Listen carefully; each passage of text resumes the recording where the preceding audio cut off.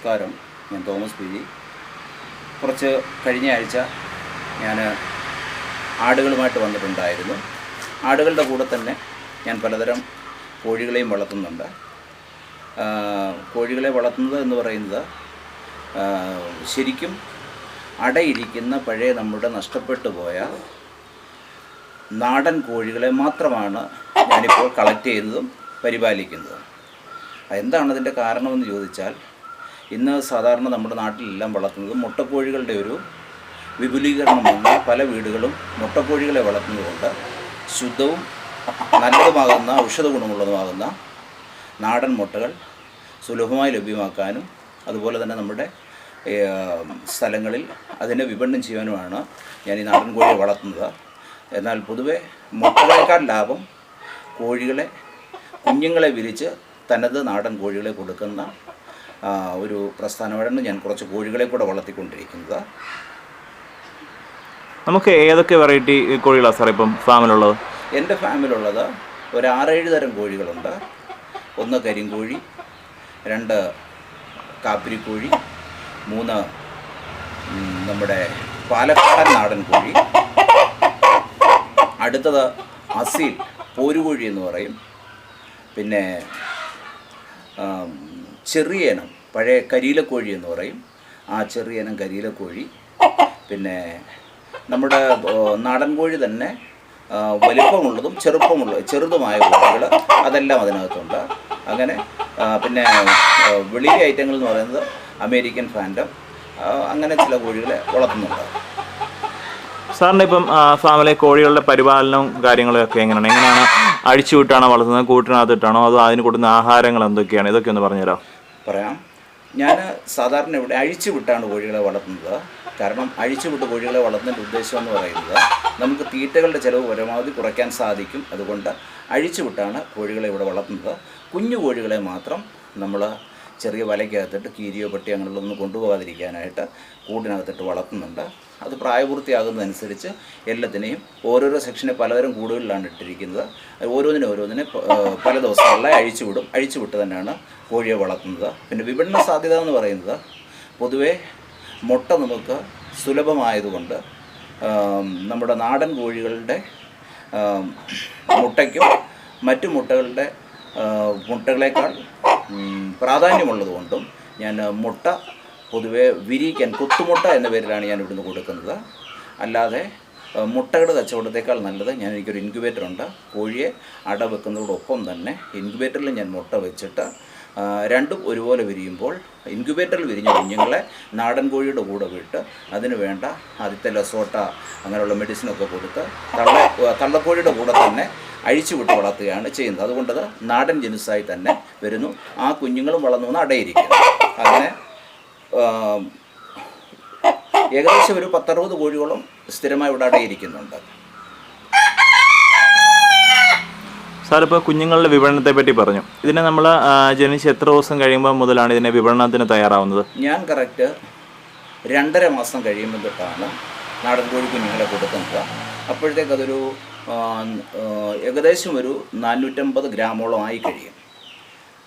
ആ സമയത്താണ് കോഴിക്കുഞ്ഞുങ്ങളെ കൊടുക്കുന്നത്. തനി നാടൻ കോഴി കുഞ്ഞുങ്ങളായതുകൊണ്ട് 170 രൂപ നിരക്കിലും, കരിങ്കോഴി കുഞ്ഞുങ്ങൾ 200 രൂപ നിരക്കിലും, പോരുകോഴി കുഞ്ഞുങ്ങളെ 350 രൂപ ഒരെണ്ണത്തിനുള്ള നിരക്കിലും, മറ്റു കോഴികൾക്ക് അതിൻ്റെ അടിസ്ഥാന വിലയനുസരിച്ച് വളരെ താഴ്ത്തിയാണ് മറ്റുള്ള സ്ഥലങ്ങളിൽ നിന്ന് ലഭിക്കുന്നതിനേക്കാൾ വളരെ താഴ്ന്ന അളവിലാണ് കൊടുത്തുകൊണ്ടിരിക്കുന്നത്. സാർ ഇത്രയും കോഴികളെ പരിപാലിക്കുന്നുണ്ട്. അപ്പോൾ ഇവിടെ തീറ്റക്രമം ഒന്ന് പറഞ്ഞുതരാമോ? തീറ്റക്രമം എന്ന് പറഞ്ഞാൽ അധികം ചിലവില്ലാതെ നമുക്ക് ലഭ്യമായിരിക്കുന്ന അരി, ഗോതമ്പ്, അതുപോലെ തന്നെ ഞാൻ കടയിൽ നിന്ന് കോഴിത്തീറ്റ എന്ന് പറയുന്നത് കുഞ്ഞുങ്ങൾക്ക് കൊടുക്കാനായിട്ട് വളർച്ചയ്ക്ക് വേണ്ടി സ്റ്റാർട്ടറും അത് കഴിഞ്ഞാൽ ഗ്രോവറും മാത്രമേ മേടിച്ച് കൊടുക്കാറുള്ളൂ.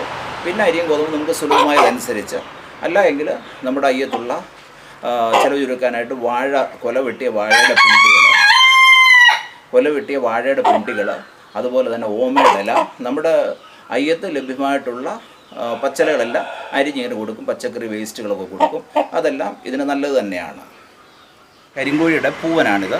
ഇത് കടക്നാഥ് കരിങ്കോഴിയാണ്.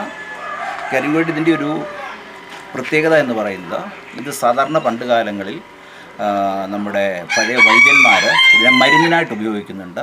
അതുപോലെ പറഞ്ഞ് ഞങ്ങളുടെ പിതാക്കന്മാരൊക്കെ പറഞ്ഞു കേട്ടിട്ടുണ്ട് ഇതിനെ മന്ത്രവാദത്തിനായിട്ട് ഉപയോഗിക്കുമെന്ന്. പക്ഷെ അതൊന്നുമല്ല. ഇതിനെ വളർത്തിയാൽ നമ്മുടെ ഒരു ഗുണമെന്ന് പറയുന്നത് ഇതിൻ്റെ ഇറച്ചി വളരെ സ്വാദിഷ്ടവും പോഷകഗുണമുള്ളതാണ്. മറ്റ് കോഴിയിറച്ചി വ്യത്യസ്തമായി കൊളസ്ട്രോൾ ഒരിക്കലും പിടിപെടാത്ത ഇറച്ചിയാണ് ഇതിന് ഏകദേശം ഒരു 2.5 കിലോ തൂക്കം വരും. പൂവൻ കോഴിയാണ്. ഇതിനെ കരിങ്കോഴി എങ്ങനെ മനസ്സിലാക്കുന്നത്? കറുത്തിരിക്കുന്നതുകൊണ്ട് അത് കരിങ്കോഴിയല്ല.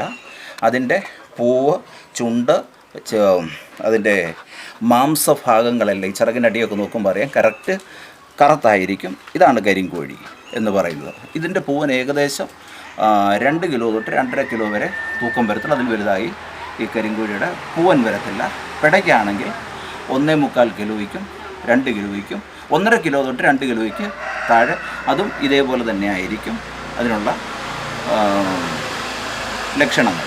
സാർ, ഈ കരിങ്കോഴിയുടെ വിപണന സാധ്യതകൾ എന്തൊക്കെയാണെന്ന് പറഞ്ഞു. വിപണന സാധ്യത എന്ന് പറയുന്നത് നമ്മുടെ ഇടയിൽ ഇന്ന് പൊതുവേ നമ്മുടെ നാട്ടിൽ പറയപ്പെടുന്നതിന് വലിയ വിലയാണ്, ഭയങ്കര പ്രധാനമാണ്. ശരിയായിരിക്കാം ഞാൻ പറയുന്നത്. പക്ഷേ എൻ്റെ ഇവിടുത്തെ സ്ഥിതി അനുസരിച്ച് ഞാൻ വിപണനം ചെയ്യുന്നതെന്ന് പറയുന്നത് ഇപ്പോൾ ഈ കോഴിയെ ഒരാൾ ആവശ്യക്കാർ വന്നാൽ ഒരു പൂവൻ കോഴി ഞാനൊരു 600 രൂപ നിരക്കിൽ നാടൻ കോഴിയുടെ വിലയിൽ 600 രൂപ നിരക്കിൽ കൊടുക്കും. 2-2.5 കിലോ ഉള്ളതിനെ കൊടുക്കും. ഇതിൻ്റെ മുട്ട 60-70 ഉണ്ടെന്നൊക്കെ പലരും പറയുന്നു. പക്ഷേ ഇവിടെ അത് ലഭ്യമല്ല.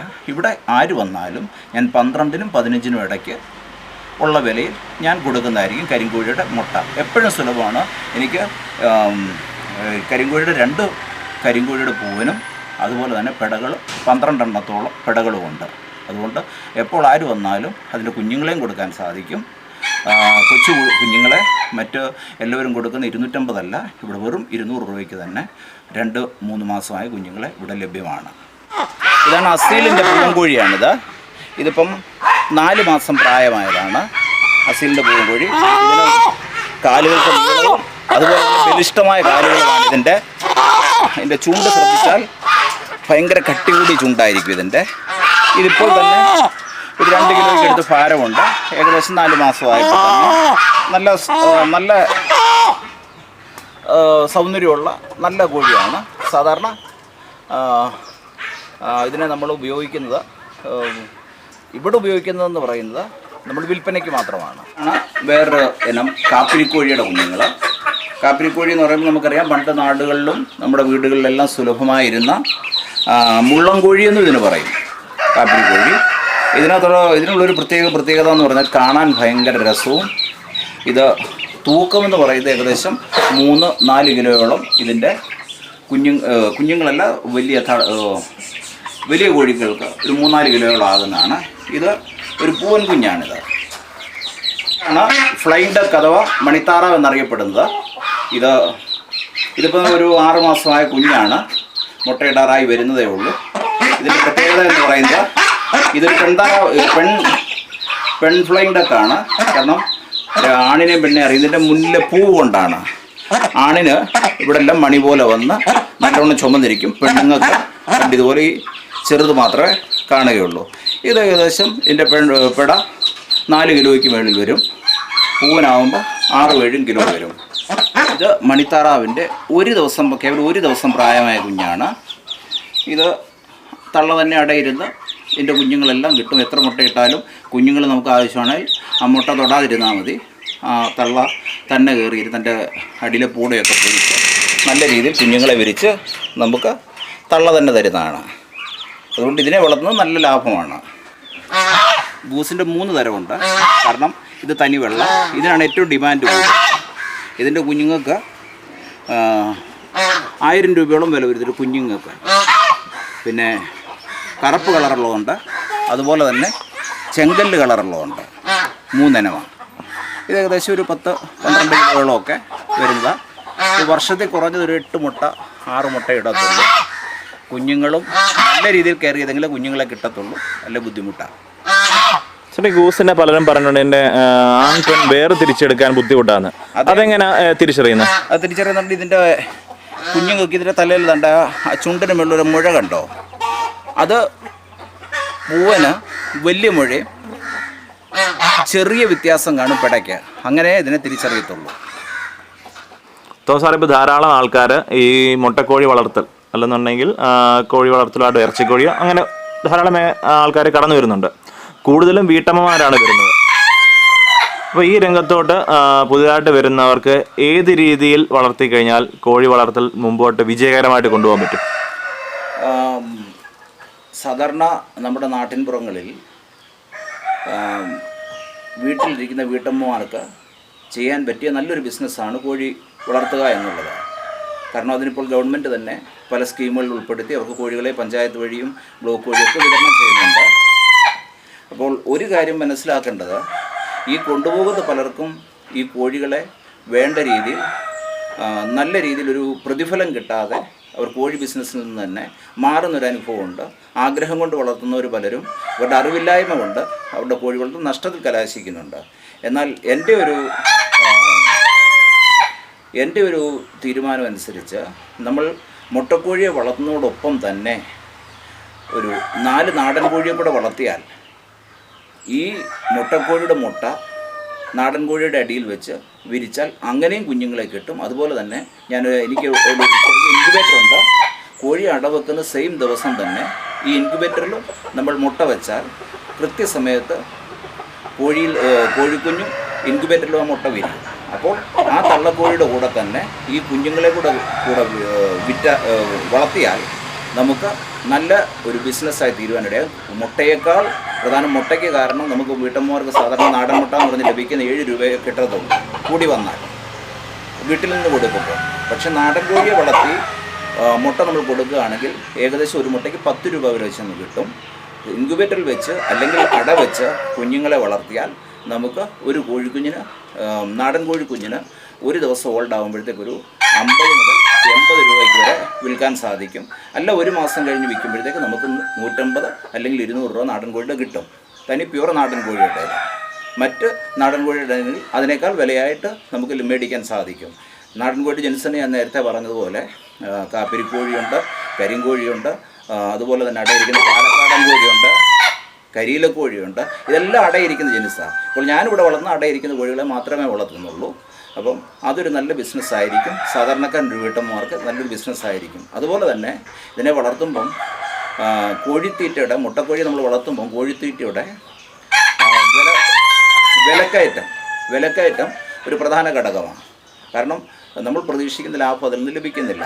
അപ്പോൾ നമ്മൾ നാടൻ കോഴിയെ വളർത്തുമ്പോൾ നാടൻ കോഴി അഴിച്ചു വിട്ടാൽ നമ്മുടെ അയ്യത്തുള്ള പുല്ലുകൾ, വാഴയുടെ പോളകൾ, അതുപോലെ തന്നെ ഓമയില, നമ്മുടെ അയ്യത്തുള്ള പുല്ലുകളെല്ലാം ഇത് തിന്നുന്നത് തന്നെ ആയിരിക്കും. അതുകൊണ്ടാണ് ഈ അഴിച്ചു വളർത്തിയാൽ കോഴി ആരോഗ്യവും അതുപോലെ തന്നെ അതിന് മറ്റ് അസുഖങ്ങൾ ഒന്നും വരാതിരിക്കും. പിന്നെ പ്രധാനമായിട്ട് കോഴികൾക്ക് വരുന്ന അസുഖം എന്ന് പറയുന്നത് ഇതിന് വിര കയറിയിട്ട് ശ്വാസതടസ്സം ഉണ്ടാകും.